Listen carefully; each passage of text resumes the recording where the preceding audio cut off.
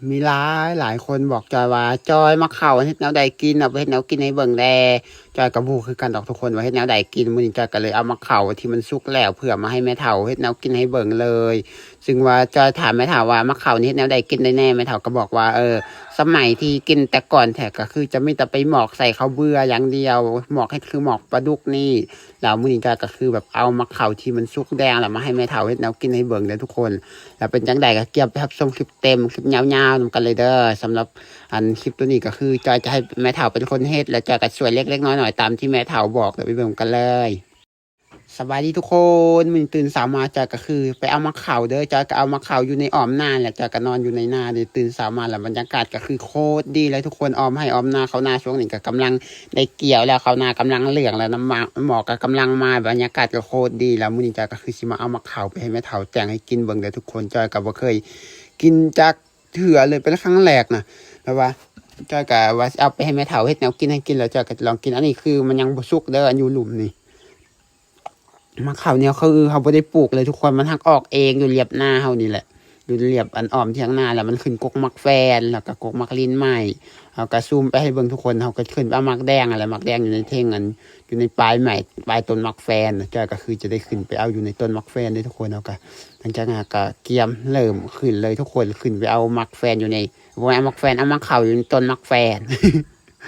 แล้วก็ขึ้นกกใหม่เมื่อทุกคนจอยเวลาขึ้นกกใหม่จอยกับสีใส่เกือบเลยจอยบ่ค่อยมักเกือบแบบคุณทุกคนจอยกับใส่เกือบขึ้นแบบนี้หลังจากนั้นนะก็คือขึ้นมาฮอตเท่งแล้วทุกคนก็คือเบิ่งซูมให้เบิ่งมะขาวก็คือสุกแดงงามคักขนาดเลยแล้วก็มะขาวนี้จอยตอนแรกเขาอยู่ลุมเบิ่งเห็นแต่หมากเดียวพอขึ้นมาเท่งแล้วเห็นมันมี3หมากด้วยกันเลยทุกคนหมากบางหมากนี่ก็กำลังเหิมไก่ยิสุกแต่ว่าจอยก็จะเอาเมดเลยเด้อเพราะว่า จากก็จะเอาไปทั้ง3มากหลังจากนี้จากก็เริ่มเอามัก1ก้อนทุกคนมักแหลกมักแดงเนี่ยก็เอาไหมขอแล้วก็เกาะให้ไม่ขอยาวๆเกาะแล้วก็ดึงเอามาดึงมามันก็ขัดมาทั้งเครือเลยบอกเป็นอย่างดึงเอาเลยเพราะมันยังมีหลายหมากยังบ่สุกอยู่เดี๋ยวมื้อหน้าก็เฮ็ดแนวกินให้เบิ่งอีกอันนี้ก็คือจะเอาแบบไปให้แม่เฒ่าเฮ็ดแนวกินให้เบิ่งแล้วจากนี้เขาก็ได้มาครบแล้วทุกคน3หมากแต่ว่าหมาก1เหนาเด้อเนี่ยหมากที่จอยจับนี่หมาก1เหนาส่วนหมาก1มันก็ตกไปทางหลุมแล้วหลังจากนั้นแล้วจอยก็ เริ่มลงมาลุมทุกคนลงมาฮอดลุมแล้วก็สามารถแบบมาเบิ่งให้เบิ่งว่าได้จักมากไอ้อันนี้มากแรกมากที่จอยว่ายังบ่สุกดีเดี๋ยวมันกำลังเหลือง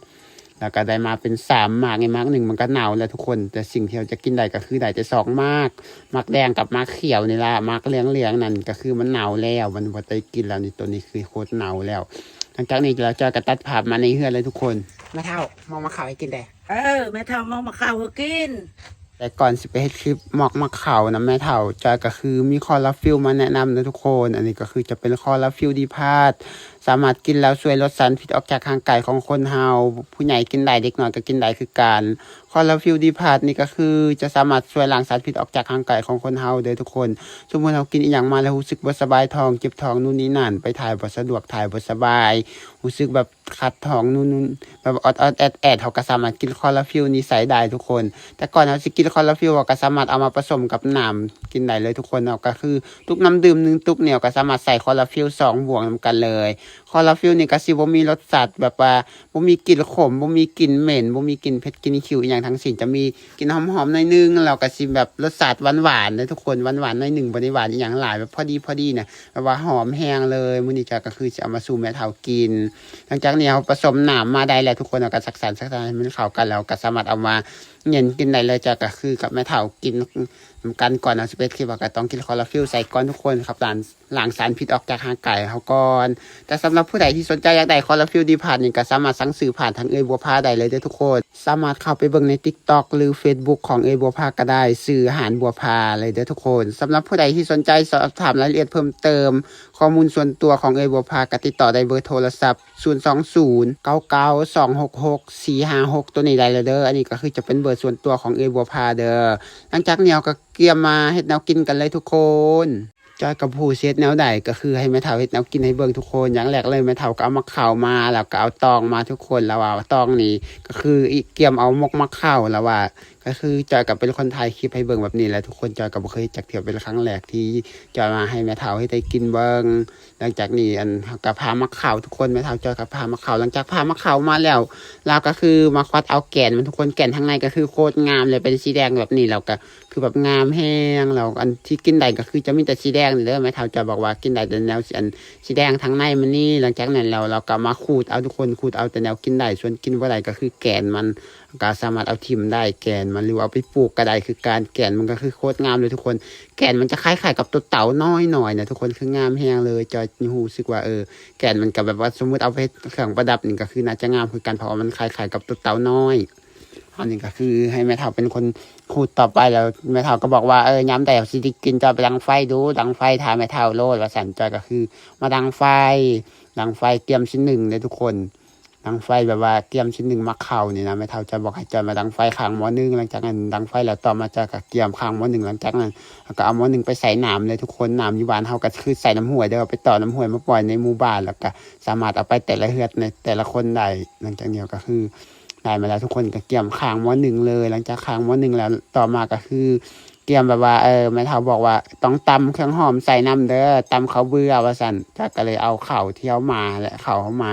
ไว้โดนแล้วก็สามารถเอามาตำได้เป็นข้าวเบื่อทุกคน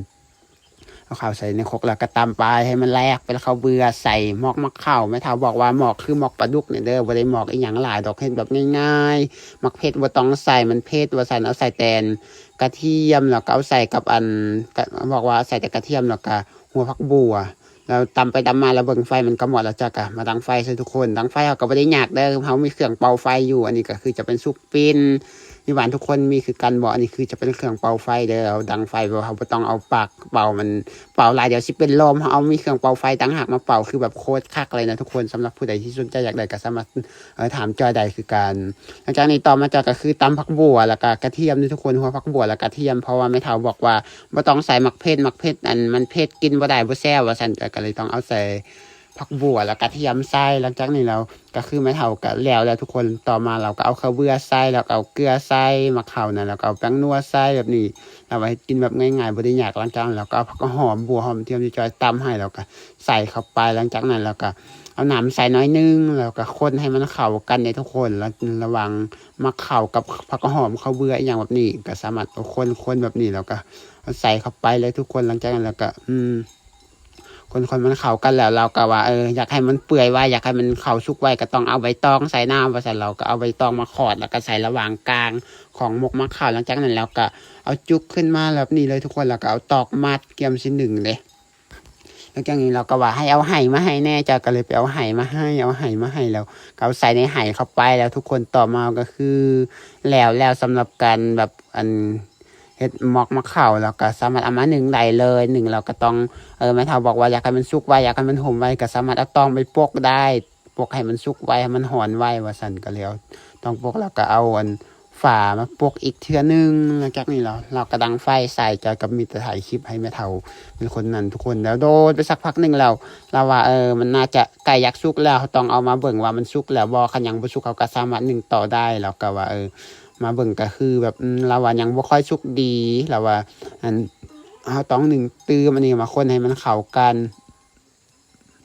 หลังจากนี้เราก็คนเบิ่งทุกคนมันยังบ่สุกดีเราก็สามารถเอาไปนึ่งต่อได้อีกเทื่อนึงแล้วก็เอาใส่ไห่แล้วหนึ่งคือเก่า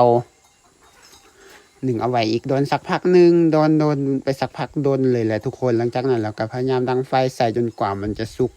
จนโอ้โหกระทะโดนอยู่ได้กว่าสิได้กินนะเพราะว่าหนึ่งให้มันสุกนะ หลังจากนี้โดนสักพักหนึ่งเราว่าน่าจะสุกแล้วหลังจากนี้ก็ปรุงมาเลยทุกคนอันนี้ก็คือแต่งกันแล้วเขาสวยอยู่บ้านเลยจอยตั้งใจมาให้แม่เฒ่าให้กินโดยเฉพาะเลยเพราะว่าจอยก็บ่เคยกินจักเทื่อส่วนแม่เฒ่าก็บ่อนนอนต่อทุกคนส่วนจอยเองก็คือแบบมาแกะมะขามออกมาเตรียมจะกินข้าวทุกคนหลังจากนี้ก็คือสามารถกินข้าวได้เลยก็คือกินแบบแนวใดแบบเฮามากินทุกคนเป็นครั้งแรกที่จอยกินรู้สึกว่ามันก็แซ่บอยู่แต่ว่ามันบ่แซ่บอย่างหนึ่งก็คือมันขาดมักเผ็ดไปแม่เฒ่าบอกว่าบ่ต้องใส่มันเผ็ดว่าซั่นแล้วบัดมากินมาแม่เฒ่าบอกว่ามันก็คือบ่พอมักเผ็ดอยู่เอาแจ่วใส่ดูว่าซั่นจอยก็เลยเอาแจ่วใส่เพราะแจ่วใส่แล้วรู้สึกกินทุกคนมันก็แซ่บกว่าเก่าอีกเพราะฉะนั้นรอบต่อไปแนะนำให้ทุกคนผู้ใดอยากติดตามก็เอามักเผ็ดใส่น้ำเด้อหลังจากกินข้าวอิ่มแล้วต่อมาก็คือกินคอลาฟิลใส่ทุกคนคอลาฟิลนี่ก็สามารถกินแทนน้ำได้เลยเด้อแล้วก็แม่เฒ่าก็คือกินคอลาฟิลสำหรับผู้ใดสนใจอยากได้ก็สามารถสั่งซื้อผ่านทางบัวพาได้เลยเด้อบัวพาเจ้าของแบรนด์คอลาฟิลแล้วสำหรับผู้ใดที่มาคลิปแบบนี้ก็อย่าลืมกดไลค์กดแชร์เด้อเพื่อเบิ่งคลิปต่อไปเวลาก็ไปเบิ่งคลิปน้ำกันเลยบ๊ายบาย